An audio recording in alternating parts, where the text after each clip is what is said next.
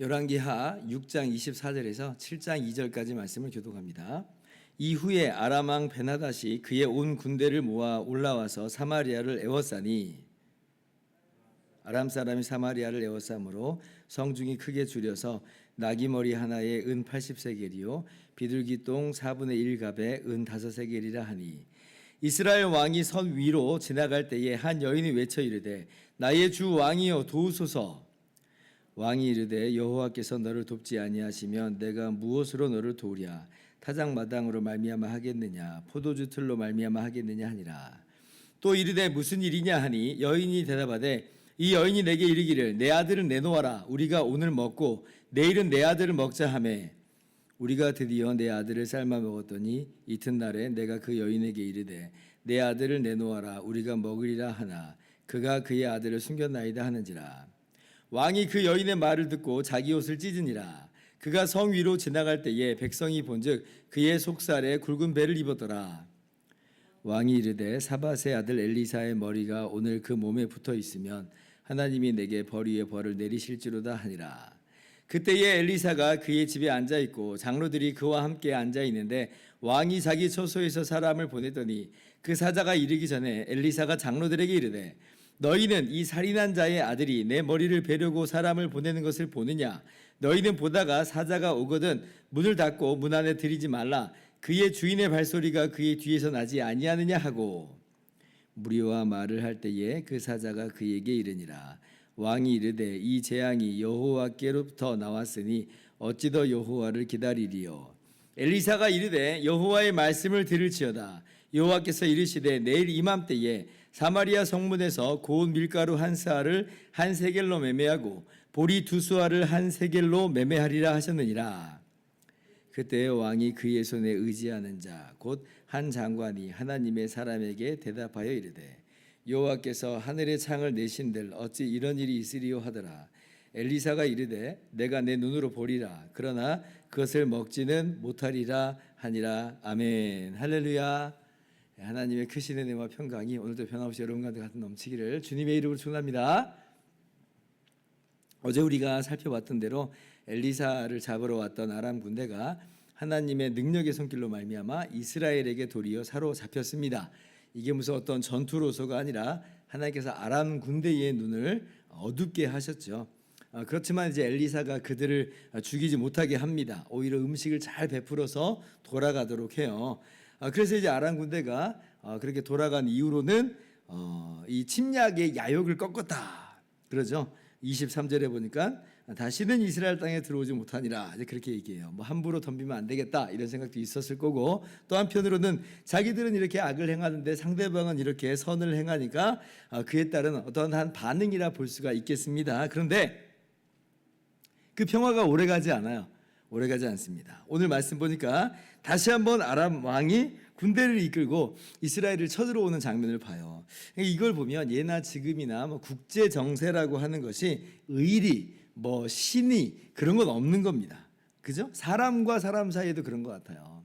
그러니까 아람 왕의 이런 신의가 없으면 이게 벌써 한두 번이 아닙니다. 아합 왕 시절에도 베나닷이 간신히 이제 목숨을 구걸해서 돌아갔잖아요. 그리고 우리가 빼앗았던 성읍 다 돌려주겠습니다 라고 했는데 정작 돌아가서는 길르앗 라못을 돌려주질 않아요. 그래서 이제 길르앗 라못을 탈환하려고 아합이 이제 여호사밧, 남유다 여호사밧 왕과 연합해서 전쟁을 한번 벌인 적이 있었죠. 근데 이제 도리어 아합 왕이 이제 죽게 되는 일이 있었습니다.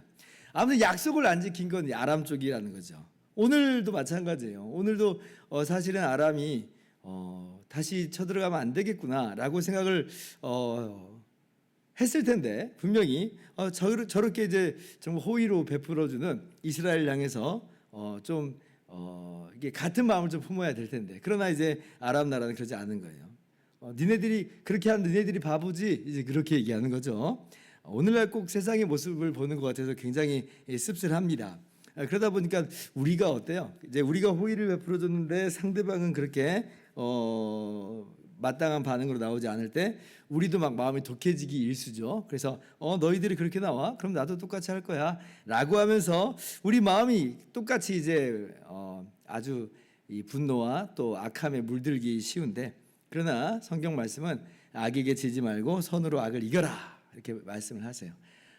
우리가 항상 그 말씀을 하나님의 백성으로서 정말 우리 삶 속에서 녹여내기를 우리가 힘써야 되겠습니다. 그래서 오늘 이런 억울함이 좀 있을 때 다시 한번 그러나 오늘 말씀을 생각하면서 하나님 말씀을 준행하면서 살자 다짐하는 시간이 되었으면 좋겠습니다. 자, 그런데 이제 문제는 뭐냐면 이 아람이 이제 다시 한번 쳐들어왔을 때, 그러면 하나님께서 이 아람 나라를 격파해 주시면 얼마나 좋아요. 막 손봐 주시면 너무 좋잖아요. 그런데 이제 지금 보이기에는 오히려 정반대 현상이 나타나게 되는 것입니다. 이럴 때 우리의 고민이 엄청나게 크죠. 오늘 지금 아람 군대가 이 사마리아를 포위를 하게 됐어요.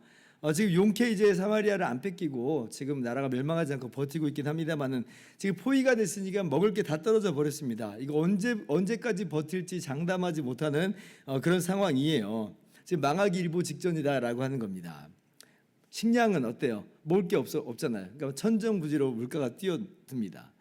그러니까 심지어 오늘 말씀 보니까 야 정말 너무나 끔찍한, 이제 제 입으로 말하기도 좀 끔찍한 일들이 이제 벌어지죠. 자기 자식을 잡아먹었다라고 하는 그야말로 상상할 수 없는 그런 끔찍한 일들이 이제 벌어질 그러한 정말 오죽 지금 이 어려운 상황이면 이제 그랬겠느냐 하는 거죠.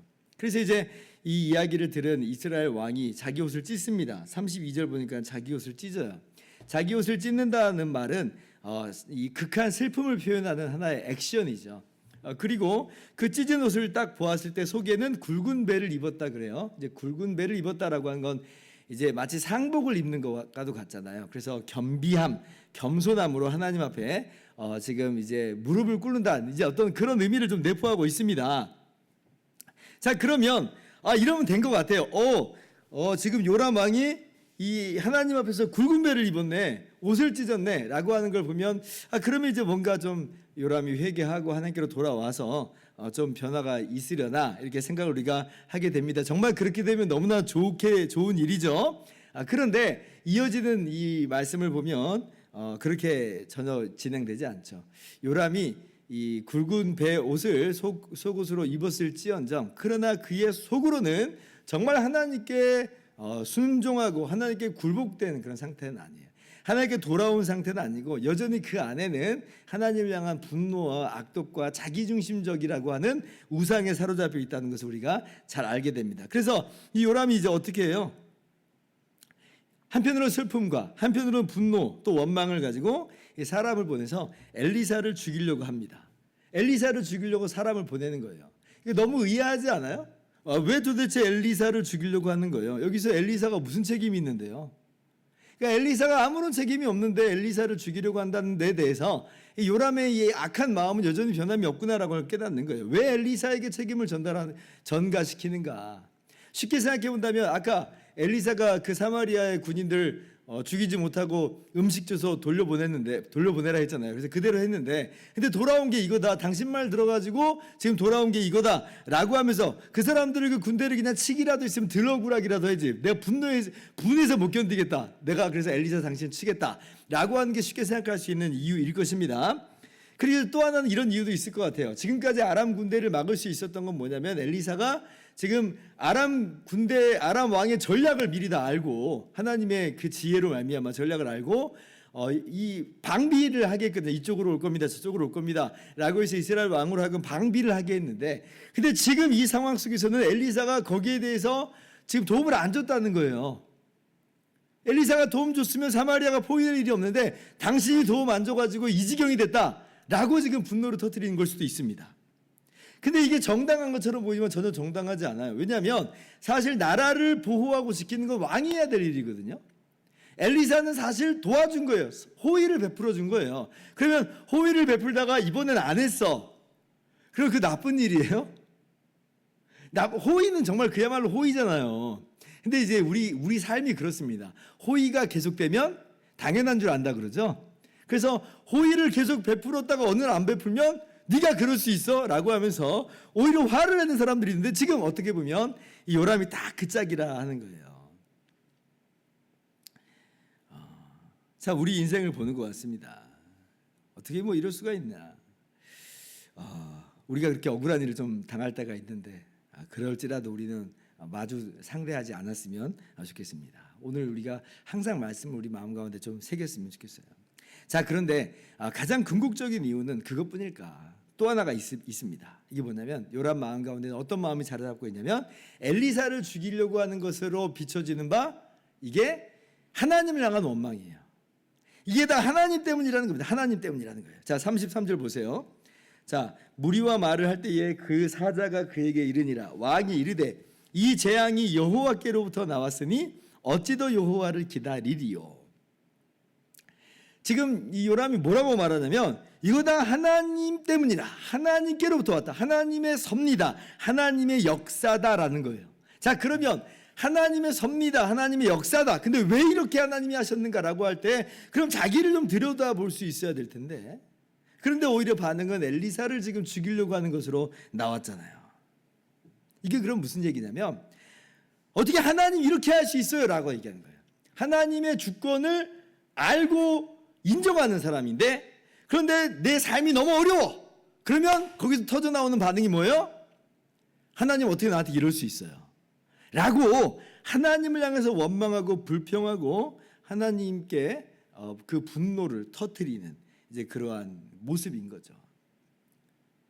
자신의 삶을 돌아보지 않고 도리어 하나님이 왜 이렇게 하시는가? 하나님께만 지금 이 고통의 원인을 다 돌리고 있는 것이에요. 이게 이제 오늘날 많은 사람들이 이제 겪는 그러한 고통입니다. 하나님이 만사를 다스리지 않는다 그러면 이런 일이 내게 있는 건 우연히 있는 건가 보지라고 할 수 있거든요. 그런데 하나님이 만사를 다스린다 해버리면 지금 내가 당하는 이 어려움은 도대체는 왜 이러는 건데? 라고 이제 반응이 나오는 거죠. 하나님께서 왜 이렇게 하시는가? 이게 참 우리의 고민이기도 합니다. 왜 우리가 볼 때는 이해할 수 없을 만큼 어려움과 고난과 고통이 찾아오는가? 여러 가지 이유가 있는데 그 중에 하나는 분명히 이 범죄함으로 말미암아 그걸 깨닫게 하시는 바가 있어요. 오늘 요람 같은 경우는 이제 그런 경우인데, 근데 이제 모든 경우가 다 그렇지만은 않습니다. 예를 들면 욥 같은 경우도 정말 사람의 말로 형언할 수 없는 고통과 고난을 겪잖아요.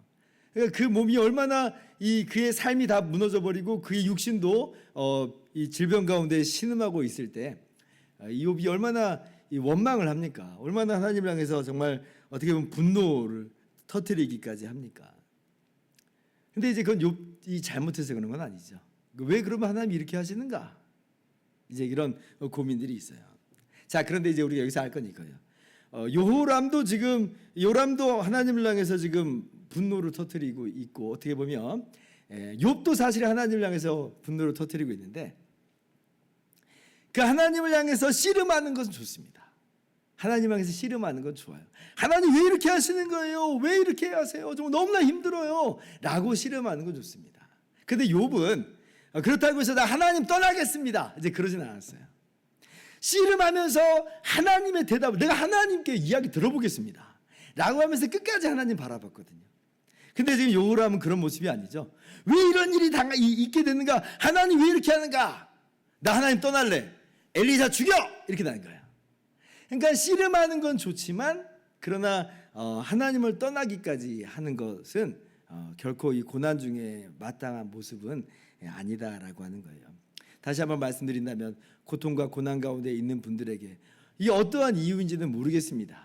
때로는 그것이 우리의 죄악 때문일 수 있고 때로는 욥과 같이 하나님의 정말 신비한 계획 가운데 있는 것일 수 있겠어요.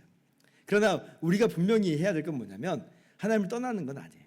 하나님께서 만물을 다스리고 만사를 통치하세요. 그러면 하나님 왜 이러시는가? 하나님 앞에 나아가는 거예요. 끝까지 하나님께 나아가서 하나님의 대답을 들어보는 거죠. 그럼 하나님이 대답해 주실 겁니다. 우리가 막 머리가 시원하도록 깨닫게는 그렇게 안 하실지라도 우리가 우리 마음속에서 언젠가는 납득이 될 수 있게끔 이제 하시는 바가 분명히 있어요. 중요한 건 씨름을 하되 하나님을 떠나면 안 된다. 오늘 요람처럼 어리석게 하나님께서 다스리는데 이렇게 했다고 그래서 나는 이제 더 이상 하나님을 신뢰하지 않겠노라고 나 하나님 떠나겠노라고 그렇게 어리석은 모습으로 나가는 게 아니라 도리어 우리는 하나님을 붙잡고 하나님께 씨름하면서 마치 야곱이 하나님과 씨름하는 것처럼 하나님만을 지금 바라보면서 씨름하면서 나아갈 때 하나님께서 결국은 우리 인생 가운데 모든 것들을 깨닫게 하시고 알게 하시고 그로 말미암는 하나님의 지혜와 또 하나님의 능력과 선하심을 깨닫고 누리게 하실 줄을 믿습니다. 그 모든 과정 통해서 또 우리는 선하게 아름답게 주님을 더욱더 닮아가는 모든 일들이 있게 될 줄을 믿습니다. 기도하겠습니다.